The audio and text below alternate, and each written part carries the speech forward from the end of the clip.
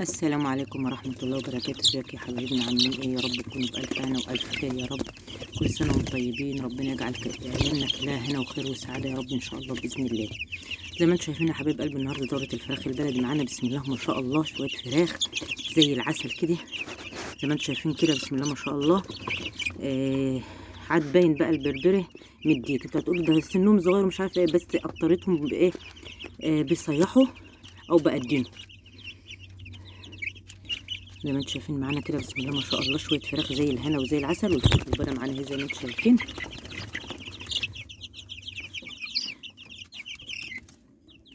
الجو النهارده كان شاتي والجو مش متظبط خالص، فالواحد يحافظ بقى اليومين دهوت بالسقعه. ربنا يسترها ان شاء الله باذن الله. عملت معاكم وصفين النهارده كده. انا مش عامله لهم اي يعني خلطه ولا اي حاجه على العلف والميه بس. غير كده ما بعملش اي حاجه خالص. زي ما انتم عارفين كده، مده ال10 ايام ولا ال15 يوم الاولين ده هم يعني ايه، يعني معوداكم او الفيديوهات اللي انتم شايفينها او تربيه الفراخ في اي انواع فراخ معايا، ما ببتديش لهم وصفات ولا خلطات الا بعد ال10 ايام او ال15 يوم. ليه؟ بيبقوا لسه طالعين بقى من التحضير، وبيبقوا لسه طالعين من الاستقبال وكل ده، فبيبقوا عايزين شويه ميه بقى كده بيضه كده. مدة زي ما يبقى عندهم 15 يوم مثلا او 10 ايام. واحد بقى يبدأ بقى في خلاطات من البيت كده، تزود وزنهم، تفتح شهيتهم على الاكل. مضادات حيوية، كل حاجة ان شاء الله بإذن الله كده هنعملها مع بعض واحدة واحدة كده.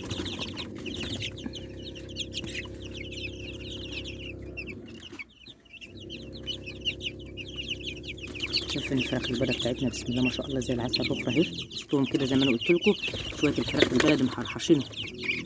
بس العيب في الفراخ البلد ديت اللي هم زي ما انتوا قايله لكم، حارقين لي كام لمبه لحد دلوقتي، لان هم بطروا في البوكس كده زي ما انتوا شايفين. بس انا ما اقدرش ان انا اقصقصهم دلوقتي، لان الريش بتاعهم حاميهم شويه من البرد، ومن ناحيه تانيه لسه صغيرين. الواحد لما يغلوا لمبتين 3 احلى ما الفراخ تعيا معايا ولا حاجه، لان لو قصقصتهم شوفوا يعني سبحان الله كده، حاجات غريبه بيعملوها الفراخ البلدي دي. بكسر على الفرخ الابيض الصغير. زي ما انتم شايفين كده النشاره تحتهم ناشفه وزي العسل اهي، والميه بيضه ما فيش فيها اي حاجه. لغايه كده زي ما انا قلت لكم، ما يفوق شويه كده من دواء الاستقبال ومن التحضير والحاجات اللي كنت بعملها لهم.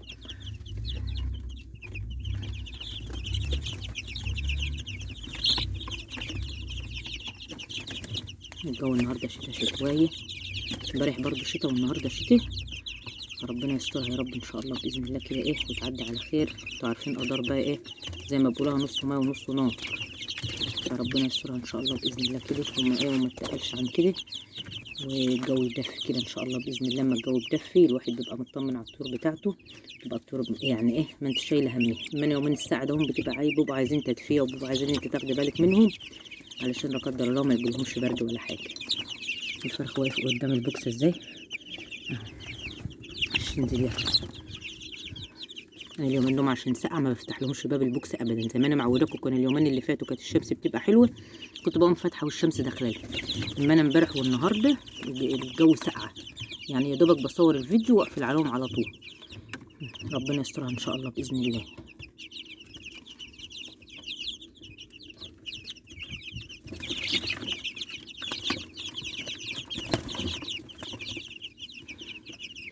بيطيروا الفراخ البلدي، بيطيروا زي الحمام. يجي تالت لمبه ولا رابع لمبه محرقينها ليه. بس هي الفراخ البلدي معروفه بكده، اللي هم يعني ما بيسكتوش. تربيه نظيفه تربيه الفراخ البلدي، وتربيه سهله بسم الله ما شاء الله، ما بتتعبكيش في اي حاجه.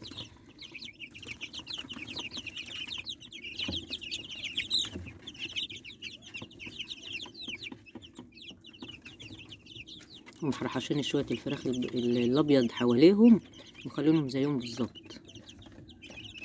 غيروا قاعده الفراخ البيضاء. الفراخ البيضاء بتبقى هاديه وركزه كده، انهم بسم الله ما شاء الله غيروا القاعده بتاعتهم خالص. الفراخ البلدي خلتهم زيهم بالظبط زي ما انتم شايفين معانا كده.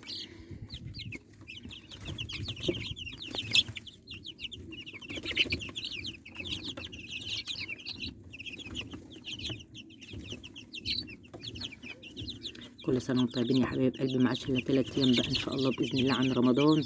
ربنا كده يدخله باليمن والخير والبركات علينا وعليكم وعلى امه لا اله الا الله اجمعين.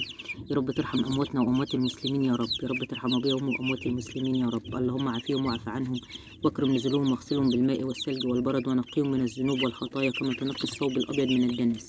اللهم إن كانوا محسنين فزد في حسناتهم وإن كانوا مسيئين فتجاوز عن سيئاتهم يا أرحم الراحمين يا رب. ترحمهم برحمتك الواسعة أبويا وأمي وأمواتنا وأموات المسلمين أجمعين يا رب العالمين. الفرخ عايز يطلع من البوكس. فراخ البلد بتاع البيضة معانا بصوا زي العسل ازاي.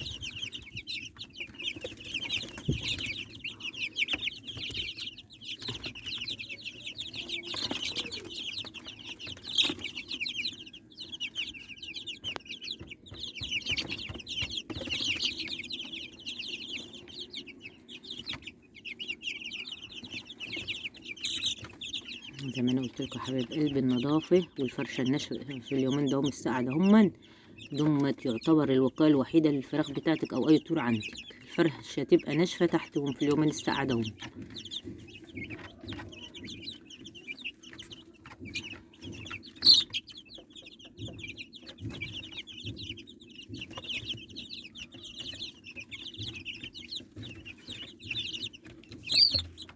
النهارده بقالهم 12 يوم بيتهيألي او 13. انا كنت جايباهم التلات اللي فات دي، لا اللي قبله، من التلات للتلات 8 والاربع والخميس والجمعة السبت والحد 9 10 11 12. النهارده 13 يوم بقالهم النهارده 13 يوم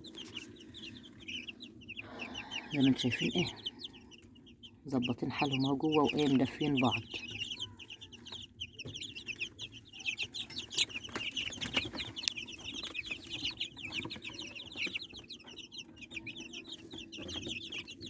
كتكوت البلدي سأل عليه امبارح نزل. انا كنت جايباه ب8 جنيه زي ما انا قايله لكم، عاد ب5 جنيه وربع.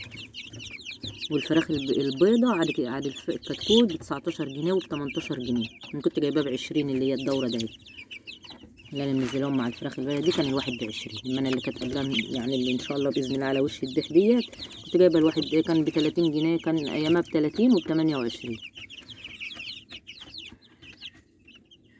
واحد نفسه الجو يدفي حلو كده ونسيبهم على السطح كده بقى في الشمس كده يمشوا براحتهم وايه وياخدوا وده كده على السطح. بس دلوقتي ما الواحد ما يقدرش اللي هو يسيبهم. ليه؟ لان الجو ساقع.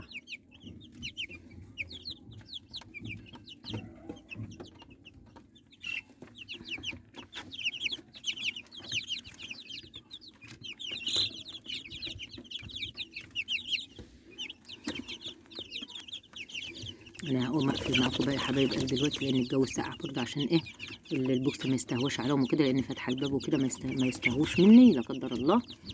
حبيت بس اعمل لكم الروتين دي النهارده كده، نشوف شويه الفراخ البلدي معانا زي العسل اهو، والفراخ البيضه برضه.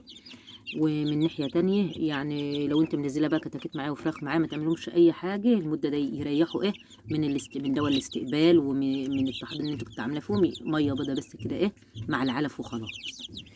ده كان الروتين بتاعي معاكم يا حبايب قلبي النهارده. وكل سنه وانتم طيبين ورمضان كريم، ويجعل ايامنا كلها هنا وخير واعياد ومناسبات حلوه كده يا رب ان شاء الله باذن الله. ده كان الروتين بتاعي معاكم النهارده، وده كان يومي معاكم النهارده.